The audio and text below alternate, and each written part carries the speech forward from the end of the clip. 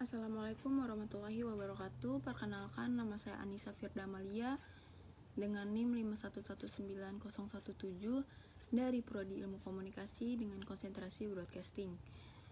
Dan saya adalah mahasiswa Fakultas Ilmu Sosial, Ilmu Politik, dan Ilmu Hukum Universitas Serang Raya. Sebelumnya, di sini saya akan menjelaskan tentang program TV di situs KPI yang sudah melanggar Undang-Undang Penyiaran Berita. Ini adalah mata kuliah tentang Undang-Undang Penyiaran. Sebelum membahas program apa, saya akan menjelaskan sedikit tentang KPI, yaitu Komisi Penyiaran Indonesia adalah sebuah lembaga independen di Indonesia yang kedudukannya setingkat dengan lembaga negara lainnya, yang memiliki fungsi sebagai regulator penyelenggaraan penyiaran di Indonesia. KPI sendiri lahir atas amanat Undang-Undang Nomor 32 Tahun 2002 yang terdiri atas KPI pusat dengan KPI daerah atau tingkat provinsi.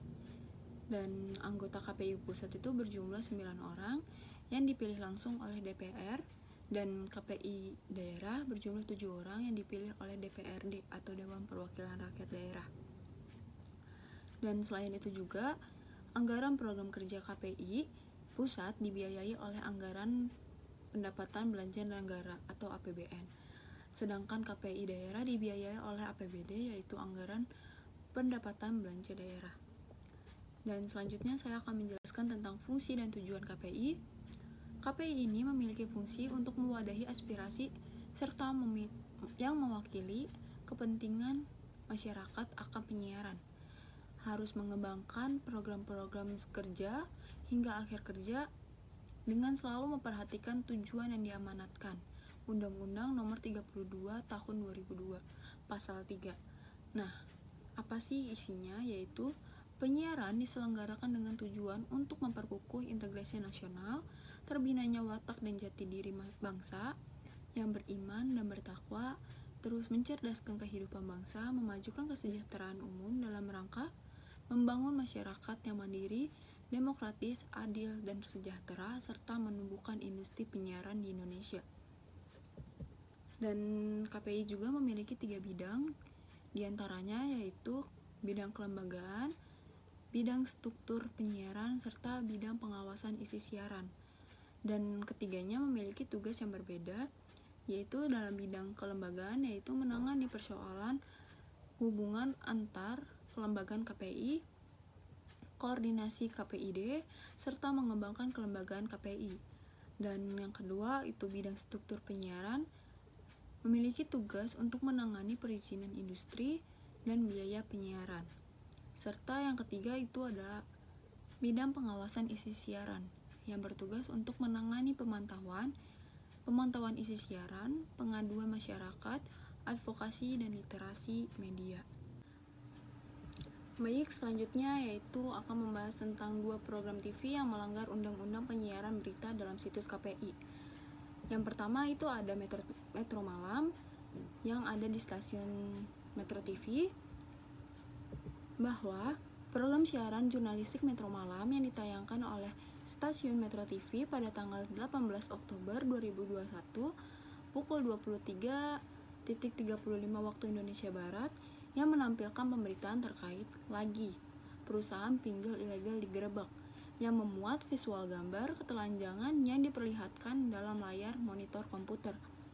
Dan hal tersebut membuat Metro Malam diberikan sanksi berupa sanksi administratif teguran tertulis pada program siaran jurnalistik Metro Malam oleh KPI karena sudah melakukan pelanggaran.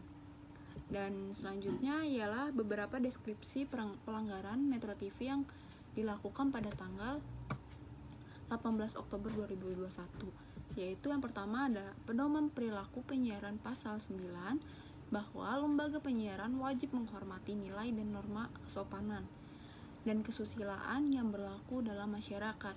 Dan yang kedua yaitu pedoman perilaku penyiaran pasal 22 ayat 3, lembaga penyiaran dalam melaksanakan kegiatan jurnalistik wajib tunduk pada peraturan perundang-undangan yang berlaku serta pedoman perilaku penyiaran dan standar program siaran yaitu P3 SPS. Dan yang ketiga yaitu ada program Standar program siaran pasal 9 ayat 1 bahwa program siaran wajib memperhatikan norma kesopanan dan kesusilaan yang dijunjung oleh keberagaman halayak baik terkait agama, suku, budaya, usia, dan garis miring atau latar belakang ekonomis. Terus selanjutnya ada standar program siaran pasal 9 ayat 2 bahwa program siaran wajib berhati-hati agar tidak merugikan dan menimbulkan dampak negatif terhadap keberagaman, norma kesopanan, dan kesusilaan yang dianut oleh masyarakat. Dan yang terakhir yaitu ada standar program siaran pasal 40 huruf B bahwa program siaran jurnalistik wajib memperhatikan prinsip-prinsip jurnalistik, tidak memuat berita bohong, fitnah, sadis, dan atau cabul. Dan dari deskripsi yang sudah saya jelaskan bahwasanya Metro Malam ini sudah melanggar beberapa peraturan Komisi Penyiaran Indonesia, dan hal tersebut dijatuhkan sanksi bahwa berupa sanksi administratif teguran tertulis pada program siaran jurnalistik Metro Malam. Dan selanjutnya saya akan menjelaskan atau memberikan program TV, yaitu program yang sudah melanggar, yaitu program TV Redaksi Pagi Trans 7. Nah, program ini adalah sebuah program news bulletin yang hadir 3 kali dalam sehari untuk memberikan update terkini tentang berbagai peristiwa baik di tanah air maupun mancanegara.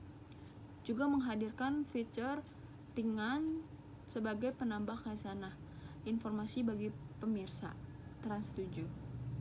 Dan tayangan ini ditayangkan setiap Senin sampai Jumat pukul 6.00 waktu Indonesia Barat. Dan Redaksi Pagi mendapatkan teguran berupa sanksi administratif teguran tertulis pada program siaran jurnalistik Redaksi Pagi bahwa program siaran jurnalistik Redaksi Pagi ini yang ditayangkan oleh stasiun Trans 7 pada tanggal 22 Oktober 2021 pukul 6.07 waktu Indonesia Barat menampilkan pemberitaan terkait razia PMKS diwarnai jeritan histeris yang di dalamnya terdapat muatan razia pekerja seks komersial. Dalam muatan tersebut terdapat visual identitas atau wajah beberapa orang wanita yang diduga sebagai pekerja seks komersial, dan hal tersebut menjadi pelanggaran karena hal tersebut sudah membuat atau sudah melihatkan visual identitas wajah pekerja seks komersial. Dan ini adalah deskripsi pelanggarannya. Yang pertama itu adalah pedoman perilaku penyiaran pasal 22 ayat 3, lembaga penyiaran dalam melaksanakan kegiatan jurnalistik wajib tunduk pada peraturan perundang-undangan yang berlaku serta pedoman perilaku penyiaran dan standar program siaran atau P3 SPS. Dan yang kedua yaitu ada standar program siaran pasal 44 bahwa program siaran jurnalistik wajib menyamarkan gambar dan identitas orang yang diduga pekerja seks komersial oleh orang dengan HIV atau AIDS dan pasien dalam kondisi mengenaskan. Nah, hal tersebut menjadikan Redaksi Pagi pada tanggal 22 Oktober pukul 6.07 itu mendapatkan teguran sanksi berupa sanksi administratif karena sudah memuat visual gambar beberapa wanita yang sebagai pekerja seks komersial.